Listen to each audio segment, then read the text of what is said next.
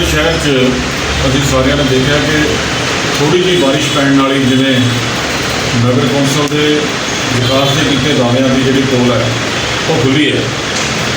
और मैं कल देख रहा सी कि बड़ी बेशर्मी नाल आम आदमी पार्टी के कुछ आगू किश्तियां लैके या कुछ लैके ड्रामे कर रहे थे। और ये भी नोट किया जा रहा है कि वो कांग्रेस पार्टी की जी सरकार है वो खिलाफ घट तो श्रोमणी अकाली दल बारे ज़्यादा बोल रहे थे, क्योंकि एक तो उन्होंने डर लग रहा है कि जी सरकार है अगों वो श्रोमणी अकाली दल की आनी है। दूजी मैं कल वो जोड़े बंदे रणजीत सिंह पटियाला से होर बड़िया गल्लां कर रहे थे, मैं उन्होंने एक क्वेश्चन करना चाहना कि की तुसी रोपड़ शहर के लोगों को मूर्ख समझते हो? अज तो 4.5 पौने 5 साल पहला भी तुसी इहो जिहियां चिकनियां चोपड़ियां गल्लां करके लोगों च आए सी और आम आदमी पार्टी की और अपने उम्मीदवार की बहुत वड्डियां उन्होंने सिफत करके लोगों को वोटां बटोर के लै गए सी। और तुसी अज तुहानूं शर्म आनी चाहिए है कि MLA तुहाडा होवे और तुसी अकाली दल के खिलाफ गल्लां करो जो शहर के जूस निकलिया होया। तुहाडे MLA ने की कीता है? एक पासे तो कांग्रेस सरकार ने, क्योंकि श्रोमणी अकाली दल की नगर कौंसल सी, कांग्रेस सरकार ने मते भी रोके, कोशिश की कि कोई काम इत्थे ना होण दिता जाए। पैसे आए हुए सी जिहड़े केंद्र सरकार वालों भी पैसे आए हुए सी या सरदार प्रकाश सिंह बादल ने डॉक्टर हरजीत सिंह चीमा राही जो फंड दिते सी वो कांग्रेस सरकार ने मोड़ ले। पर तुहाडा MLA तो कुछ नहीं बोलिया।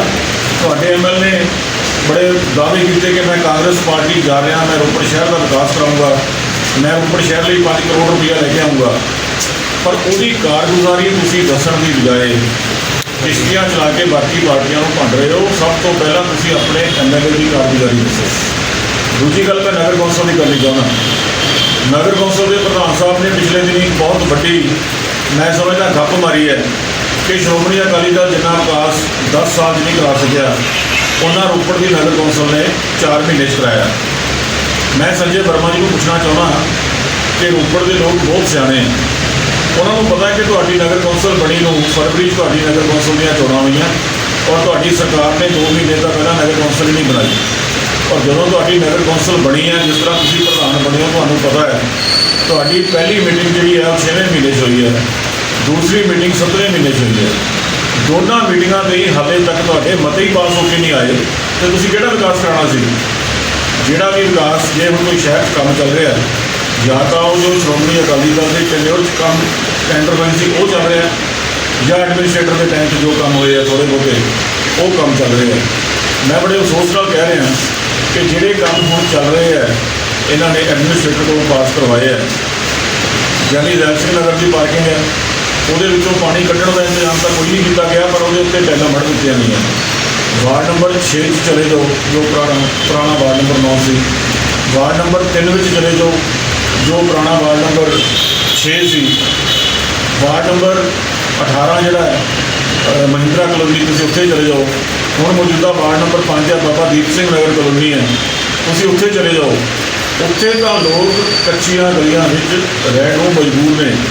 मता नंबर 410 जिहदी कापी मैं तुहानूं हुणे दिखाना है, असीं अगस्त 2019 के मते पास किए हुए सरकार ने साडे काम रोके इन्हां सारियां गलियां ने, इन्हां सारियां कलोनियां ने। उस तो बाद आके दसंबर के इन्होंने काम पास किए, उदों तक जो चोण जाब्ता लग गया। उसके बावजूद चोण जाब्ता लगन तो पहला असीं मते पास करवा के उन्होंने टेंडर लगा के उन्होंने काम अलॉट करवा के गए सी। पैसे 2 करोड़ रुपया नगर कौंसल के खाते जमा करके गए सी, पर इन्होंने वो काम शुरू हो करने की बजाय ये फालतू के काम शुरू करवाए हुए हैं। कोई विजन जोड़ा वो इन्होंने नगर कौंसल के प्रधान का या नगर कौंसल के कौंसलर साहबान का नहीं है। जिस तरह जिथे नहीं लोड़ अपने कौंसलर को खुश करने वास्ते उत्थे काम कर रहे हैं और जिथे लोड़ है उत्थे काम हो नहीं है। कोई लोड़ नहीं, ना तो उत्थे कोई पब्लिक रहती है, ना उत्थे किसी पब्लिक को जरूरत है। उत्थे मैनूं नहीं समझ आती कि किहड़ा विजन लैके उन्होंने उत्थे टाइलां लाइयां और पार्किंग के जिहड़ा नाल जिथे मीह का पानी खड़ा होंदा पार्किंग के नाल सड़क के उत्ते 1-1 फुट पानी खड़ा हो जाता। लोड़ सी पहला होंदियां उन्होंने ड्रेन्स को साफ करवाउण दी, ड्रेन साफ होंदियां उत्थे फिर पानी निकलण का इंतजाम होंदा। उस तो बाद टाइलां की तो उत्थे जरूरत नहीं सी, टाइलां उत्थे लांदे जिहड़े काम ऑलरेडी जिथे जरूरत है। आदर्श नगर चो भी ਜ਼ਰੂਰਤ ਹੈ, ਖੁਸ਼ਹਾਲ ਨਗਰ 'ਚ ਵੀ ਜ਼ਰੂਰਤ ਹੈ, ਬਸੰਤ ਨਗਰ 'ਚ ਵੀ ਜ਼ਰੂਰਤ ਹੈ, ਮਹਿੰਦਰਾ ਕਲੋਨੀ ਦੀ ਜ਼ਰੂਰਤ ਹੈ, ਬਾਬਾ ਦੀਪ ਸਿੰਘ ਨਗਰ ਕਲੋਨੀ ਦੀ ਜ਼ਰੂਰਤ ਹੈ। ਉੱਥੇ ਕੰਮ ਹੋਣੇ ਚਾਹੀਦੇ। ਤੇ ਹੋਏ ਨੇ ਉੱਥੇ ਦੇ ਗਲੀਆਂ ਦੀ ਬਹੁਤ ਖਸਤਾ ਹਾਲਤ ਹੈ, ਜਦੋਂ ਆਪਾਂ ਕੀ ਕਹਿਣਾ, ਤੁਸੀਂ ਪ੍ਰਧਾਨ ਰਹੇ ਹੋ। ਅੱਜ ਸਾਰਾ ਜਿਹੜਾ ਮੀਡੀਆ ਹੈ, ਜਿਸ ਇਨਸਾਨ ਦੇ ਮਗਰ ਚੱਲਿਆ ਹੈ, ਜੇ ਉਹ ਚੰਡੀਗੜ੍ਹ ਤੋਂ ਪਟਿਆਲੇ ਤੋਂ ਚੰਡੀਗੜ੍ਹ ਜਾਂਦਾ ਤਾਂ ਮੈਂ ਦੇਖਿਆ ਕਈ ਚੈਨਲਾਂ ਦੀਆਂ ਗੱਡੀਆਂ ਵੀ ਉਹਦੇ ਮਗਰ ਲੱਗੀਆਂ ਹੁੰਦੀਆਂ ਉਹਨੂੰ ਕਵਰ ਕਰਨ ਲਈ। ਜਦੋਂ ਉਹ ਪੰਜਾਬ ਦਾ ਸਥਾਨਕ ਸਰਕਾਰ ਮੰਤਰੀ ਸੀ, ਉਸ ਵੇਲੇ ਉਹਨੇ ਜਿਹੜੀ ਇਹ ਨਜਾਇਜ਼ ਕਲੋਨੀਆਂ ਦੀ ਜਿਹੜੀ ਗਲੀਆਂ ਜਾਂ ਉੱਥੇ ਕੰਮ ਕਰਨ ਦੀ ਡਿਵੈਲਪਮੈਂਟ ਕਰਨ ਦੀ ਉਹਨੇ ਰੋਕ ਲਾਈ ਸੀ। ਮੈਂ ਸਮਝਦਾ ਉਹਨਾਂ ਲੋਕਾਂ ਦੇ ਉਹਨਾਂ ਕਲੋਨੀਆਂ ਦੇ ਵਿੱਚ ਰਹਿਣ ਵਾਲੇ ਲੋਕਾਂ ਦਾ ਕੀ ਕਸੂਰ ਹੈ। ਉਹਨਾਂ ਨੇ ਆਪਣੇ ਸਾਰੇ ਜਿਹੜੇ ਪਲਾਟ ਹੈ ਉਹ ਰੈਗੂਲਰ ਕਰਾਏ ਆ, ਉਹਨਾਂ ਦੀਆਂ ਪੇਮੈਂਟਾਂ ਲੱਖਾਂ ਰੁਪਈਆ ਸਾਰੇ ਲੋਕਾਂ ਨੇ ਜਮ੍ਹਾਂ ਕਰਾਈਆਂ, ਪਰ ਕਿਉਂਕਿ ਉਹ ਕੋਲੋਨਾਈਜ਼ਰ ਜਿਹੜਾ ਹੈ ਉਹ ਭੱਜ ਗਿਆ, ਕੋਲੋਨਾਈਜ਼ਰ ਉੱਥੇ ਪੈਸੇ ਨਹੀਂ ਜਮ੍ਹਾਂ ਕਰਾ ਰਿਹਾ, ਉਹਦੇ ਵਿੱਚ ਲੋਕਾਂ ਦਾ ਕੀ ਕਸੂਰ ਹੈ। ਮੈਂ ਪਿਛਲੇ ਦਿਨ ਇਸ ਸੰਬੰਧ ਵਿੱਚ ਡਾਕਟਰ ਜਗਜੀਤ ਸਿੰਘ ਚੀਮਾ ਸਾਹਿਬ ਨੂੰ ਵੀ ਬੇਨਤੀ ਕੀਤੀ ਹੈ ਕਿ ਜਿਹੜਾ ਅੱਗੋਂ ਸ਼੍ਰੋਮਣੀ ਅਕਾਲੀ ਦਲ ਦਾ ਮੈਨੀਫੈਸਟੋ ਆਉਣਾ ਹੈ, ਉਹਦੇ ਵਿੱਚ ਇਹ ਗੱਲ ਇਸ ਪਾਲਿਸੀ ਨੂੰ ਜ਼ਰੂਰ ਰੱਦ ਕੀਤਾ ਜਾਵੇ। ਇਹ ਸਿੰਗਲ ਪਾਲਿਸੀ ਹੋਣੀ ਚਾਹੀਦੀ ਹੈ ਕਿ ਜੇ ਕੋਲੋਨਾਈਜ਼ਰ ਨਹੀਂ, ਲੋਕਾਂ ਨੇ ਆਪਣੇ ਪਲਾਟ ਰੈਗੂਲਰ ਕਰਾ ਲਏ ਹੈ ਤਾਂ ਉੱਥੇ ਡਿਵੈਲਪਮੈਂਟ ਜਿਹੜੀ ਕਰਨ ਦੀ ਹੋ ਹੋਣੀ ਚਾਹੀਦੀ ਹੈ। ਸਰਕਾਰ ਨੇ ਇੱਕ ਬੜੀ ਧੱਕੇਸ਼ਾਹੀ ਉਹਨਾਂ ਲੋਕਾਂ ਨਾਲ ਕੀਤੀ ਹੋਈ ਹੈ ਕਿ ਉਹਨਾਂ ਦੇ ਕੰਮ ਨਹੀਂ ਹੁੰਦੇ ਰਹੇ। ਮੈਂ ਮਹਿੰਦਰਾ ਕਲੋਨੀ ਦਾ ਵੀ ਜ਼ਿਕਰ ਕਰ ਰਿਹਾ, ਮੈਂ ਬਾਬਾ ਦੀਪ ਸਿੰਘ ਨਗਰ ਦਾ ਵੀ ਜ਼ਿਕਰ ਕਰ ਰਿਹਾ। ਉੱਥੇ ਅਸੀਂ ਆਪਣੇ ਟੈਨਿਓਰ ਸੀਵਰੇਜ ਵਾਪਤਾ ਮਹਿੰਦਰਾ ਕਲੋਨੀ ਦੀਆਂ ਸਾਰੀਆਂ ਸੜਕਾਂ ਮਾਰਤੀਆਂ, ਪਰ ਜਦੋਂ ਇਹ ਸਰਕਾਰ ਬਦਲੀ ਇੱਕ ਮੇਨ ਰੋਡ ਜਿਹੜੀ ਆ ਮਹਿੰਦਰਾ ਕਲੋਨੀ ਦੀ ਰਹਿ ਗਈ, ਉਹ ਇਸ ਸਰਕਾਰ ਨੇ ਨਹੀਂ ਸਾਡੀ ਬਣ ਗਈ।